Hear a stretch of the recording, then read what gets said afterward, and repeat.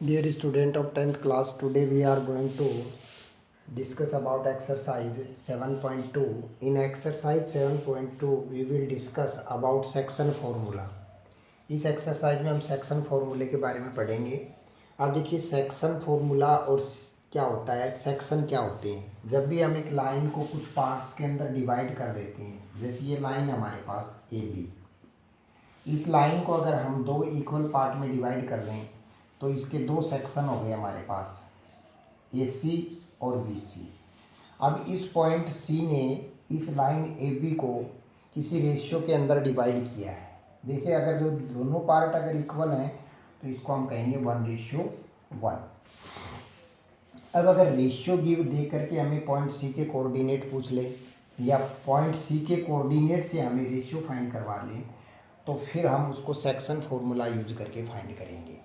ये रेशियो आपका अगर ये इक्वल पार्ट नहीं है तो जैसे ये पॉइंट सी है तो इसको हम, जैसे ये रेशियो 2:3 है और हमें को पॉइंट कोऑर्डिनेट और पॉइंट सी फाइंड करने हैं तो हम सेक्शन फार्मूला यूज करेंगे। अब सेक्शन फार्मूला आपका क्या है, सेक्शन फार्मूले में एक्स का जो कोऑर्डिनेट होता है वो होता है m1 x2 plus m2 x1 upon m1 plus m2। अब यहाँ पे m1 m2 क्या है, m1 m2 जो है वो गिवन रेशियो है, m1 रेशियो m2, ये x1 y1 और ये x2 y2 ये है। y का जो कोऑर्डिनेट होगा वो हमारे पास होगा m1 y2 plus m2 y1 upon m1 plus m2। तो इसको हम बोलते हैं सेक्शन फार्मूला, जिससे हम किसी भी लाइन को किस दो पार्ट तीन पार्ट में डिवाइड करके उन पॉइंट्स के कोऑर्डिनेट फाइंड कर सकते हैं और कोऑर्डिनेट से हम उस पॉइंट पर्टिकुलर पॉइंट में गिवन लाइन को किस रेशियो में डिवाइड किया है वो रेशियो भी फाइंड कर सकते हैं। तो देखिए ये आपका सेक्शन फार्मूला हो गया। इससे रिलेटेड फर्स्ट जो क्वेश्चन आपका है एक्सरसाइज 7.2 में वो है find the coordinate of the points in which divide the line segment joining the point. हमें 2 पॉइंट गिवन है, ये 2 पॉइंट हैं। पॉइंट फर्स्ट पॉइंट के जो कोऑर्डिनेट हैं -1 7, सेकेंड पॉइंट है जो 4 3 है, इसको एक पॉइंट में 2:3 में डिवाइड किया है, 2:3। ये पॉइंट सी ए और ये बी, यानी ए बी एक लाइन है उसको एक पॉइंट सी ने 2:3 में डिवाइड कर दिया। अब हमें पॉइंट सी के कोऑर्डिनेट फाइंड करने हैं। तो देखिए सेक्शन फॉर्मूले के अकॉर्डिंग एक्स का जो कोऑर्डिनेट होगा वो क्या होगा, m1 x2 plus m2 x1 m1 plus m2। अब यहाँ पे आप देखिए m1 जो है वो 2 है, ये आपके पास m1 है और ये आपके पास m2 है। m1 2 है, x2 4 है, m2 3 है, x1 -1 है, m1 प्लस m2। ये तो y का कोऑर्डिनेट x का कोऑर्डिनेट हो जाएगा। अब देखिए m1 की वैल्यू 2 है आपके पास, x2 4 है plus m2 3, x1 -1 upon 2 plus 3, 4 2 जा 8 -3 अपॉन 5, 5 अपॉन 5 इक्वल्स टू 1, यानी x का जो कोऑर्डिनेट होगा वो आपके पास आ गया 1। अब हम फाइंड करते हैं y का coordinate.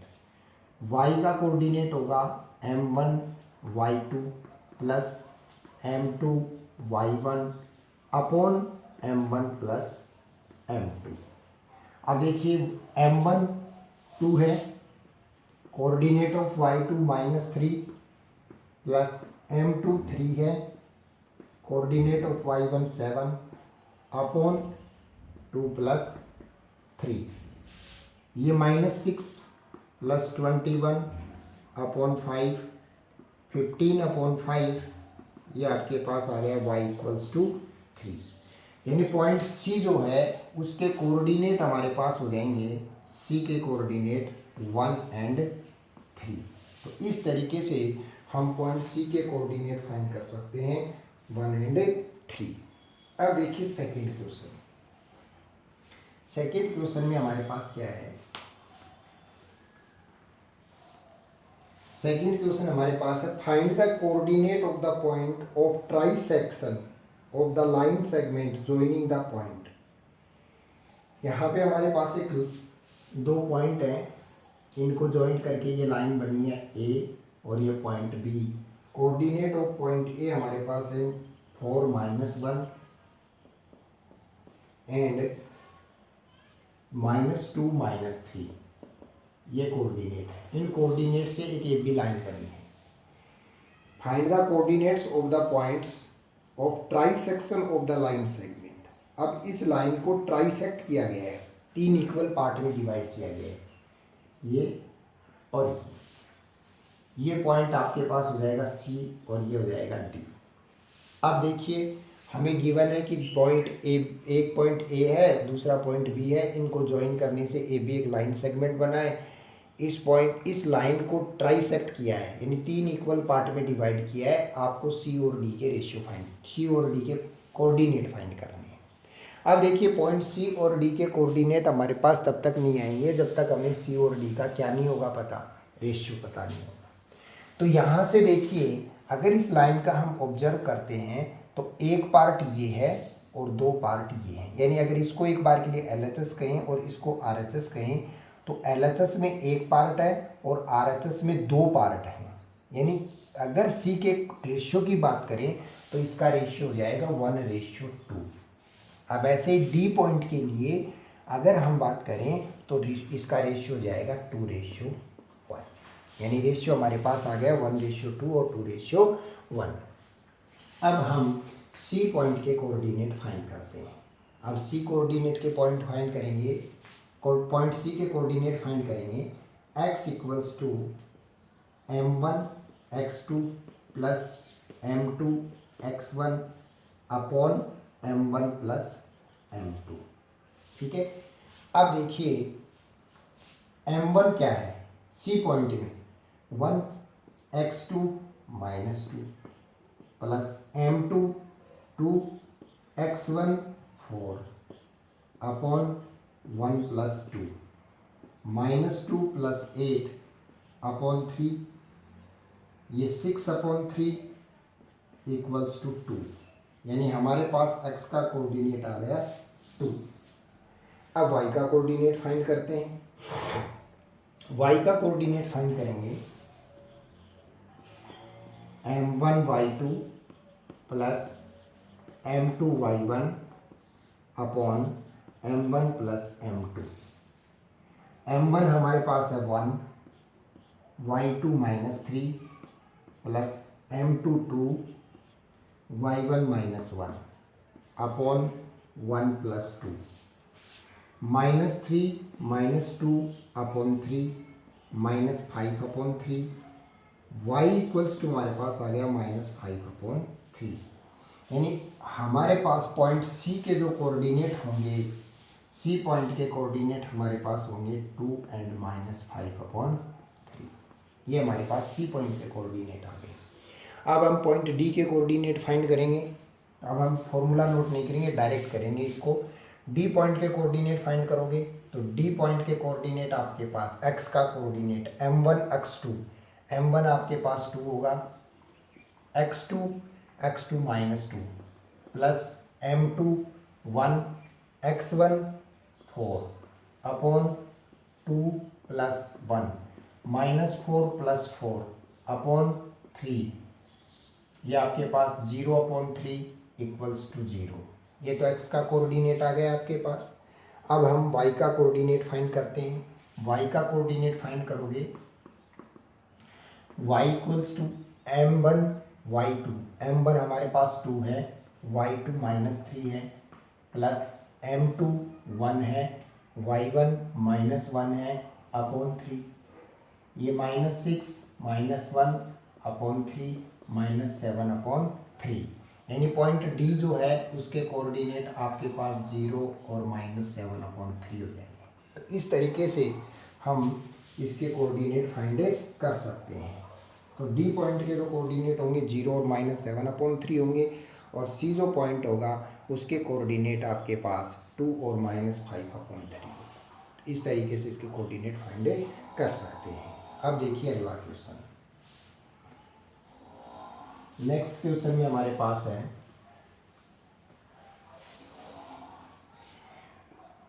To conduct a sports day activity in your rectangular shaped school ground ABCD line have been drawn with chalk powder at place at a distance of 1 meter each of the along AD as shown in figure. Niharika run 1/4 of the distance AD and second line.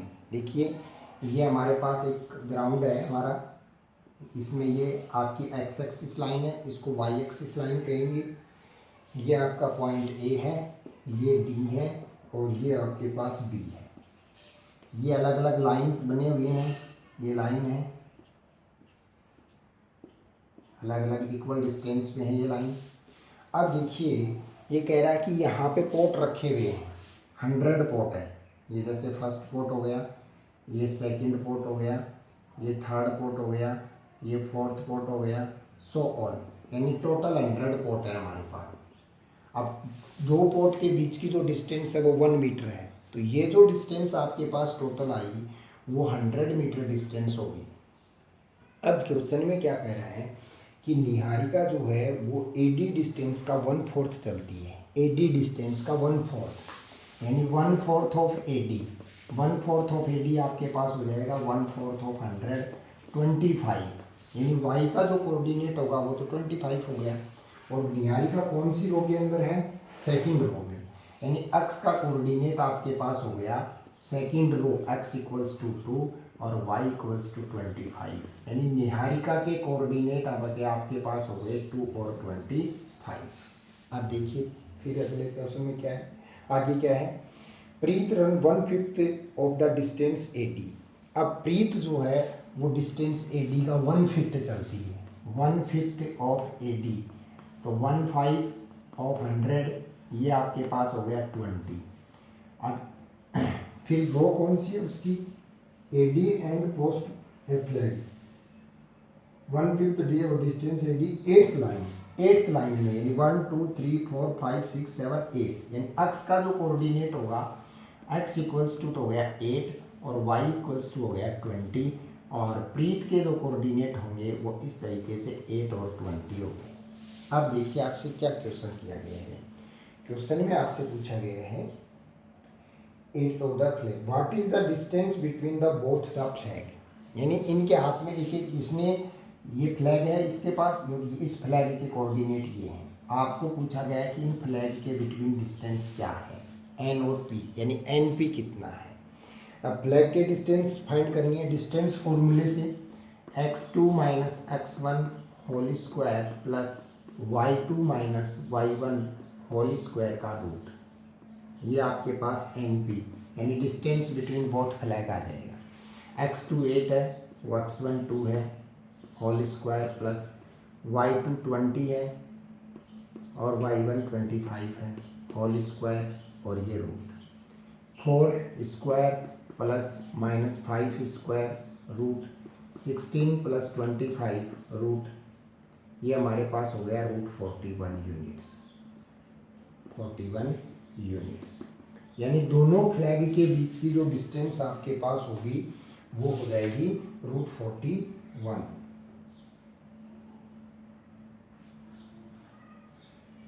ये यहाँ पे 8 - 2 6 होगा, और ये 36 और ये 36 होकर के ये आपके पास हो जाएगा 6 5 11 3 2 5 और 1 रूट 61, सॉरी रूट 61 यूनिट हो जाएगी।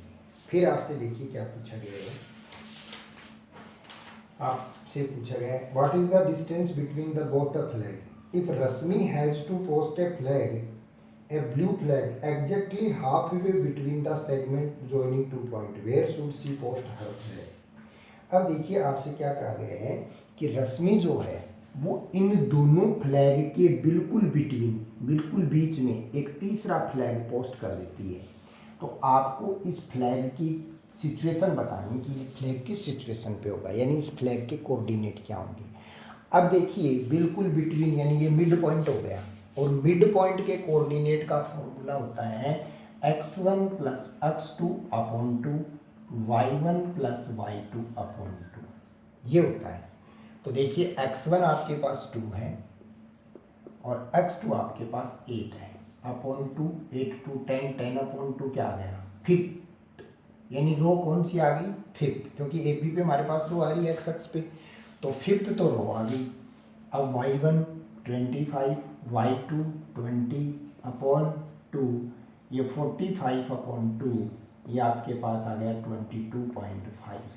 यानी प्रीत जो लड़की है आपके पास, उसका नाम है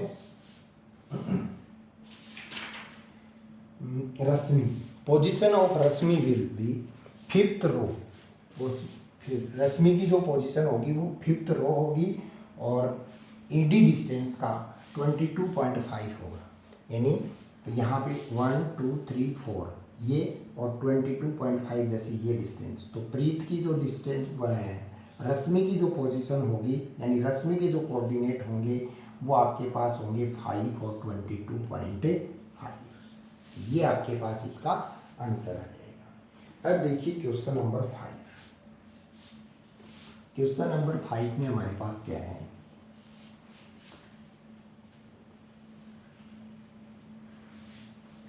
find the ratio in which line segment joining point is divided by x axis, also find the coordinate of the point of division।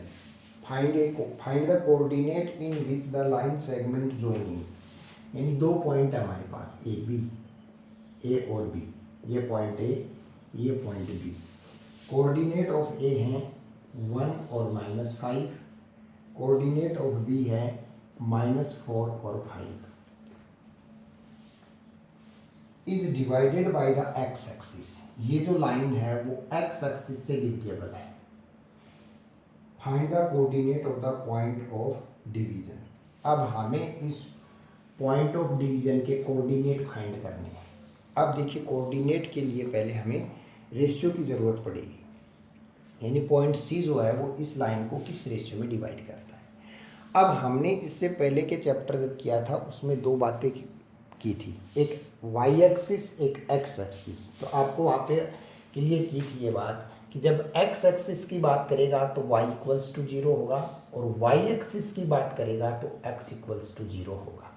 यानी ये लाइन जो है ए बी, उसको वो एक्स एक्सिस से डिविजिबल है। अब एक्स एक्सिस से डिविजिबल है, इसका मतलब सी पॉइंट के जो कोऑर्डिनेट होंगे वो x और 0 होंगे, x और 0 होंगे, क्योंकि x एक्सिस है तो y इक्वल्स टू 0, और y एक्सिस होता तो ये 0 और y कोऑर्डिनेट हो जाते हैं इसके, ये इस पॉइंट के आगे कोऑर्डिनेट। अब देखिए रेशियो फाइंड करते हैं। अब x के कोऑर्डिनेट से तो रेशियो आएगा नहीं क्योंकि इक्वल में x आएगा, तो हम y के अब रेशियो जो है वो चाहे हम x के कोऑर्डिनेट से फाइंड करें चाहे y के कोऑर्डिनेट से फाइंड करें सेम आएगा। तो हम y के कोऑर्डिनेट को रख करके इसका रेशियो फाइंड करते हैं। देखिए y equals to m1 x2 plus m1 y2 m1 y2 plus m2 y1 upon m1 plus m2।